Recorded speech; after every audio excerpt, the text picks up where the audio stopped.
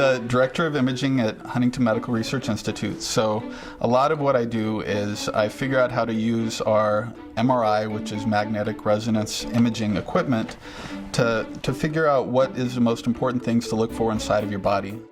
The ultimate goal I have is to be able to assess vascular disease, to look at your blood vessels, to say if you're more likely to have disease and what the state is of your blood vessels right now.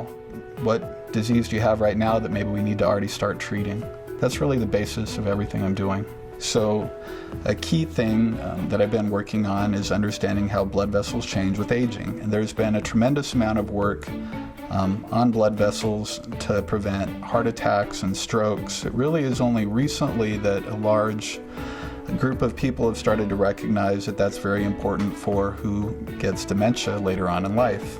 The aorta is the main large blood vessel that comes from your heart and carries blood throughout your body to all of the other tiny blood vessels. And the aorta is very important, not just as a pipe or a conduit to move the blood around, but it has a very important role in conditioning the pressures inside of the blood flow. So the normal aorta is very compliant, so it's like a balloon.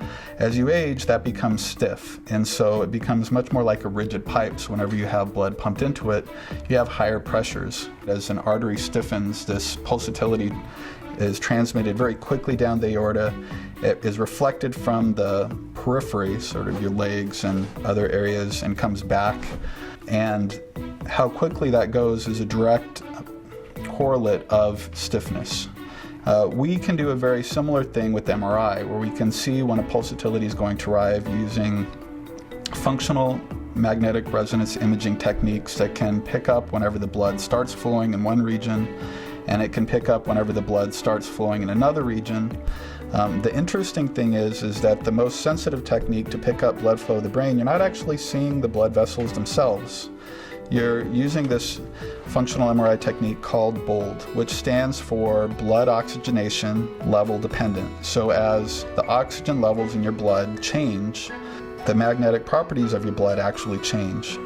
And it may be the case that those parts of your brain are still trying to fire. Maybe they're actually intact, but they're maybe being damaged because they're not getting enough blood flow to them, which is a big difference. If they're already damaged, and you sort of say, well, we need to move on, there's nothing we can do about it. But if it's true that they're still there and they're working, but they don't have enough blood flow, then you have something you can try to treat.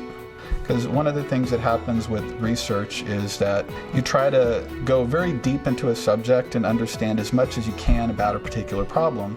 But just like in everyday life, it's hard to be an expert, to be a master at one thing, and then to really understand everything. So maybe you can be an electrician and you're really good at doing wiring in a house, but even though you may have some understanding of how to do brickwork or how to do other things, you're not really a master at it.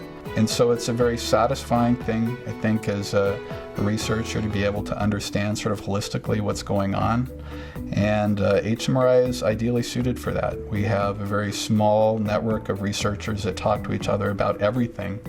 And I think having that social interaction is really quite phenomenal to be able to make linkages between different systems that otherwise you would never have thought of on your own.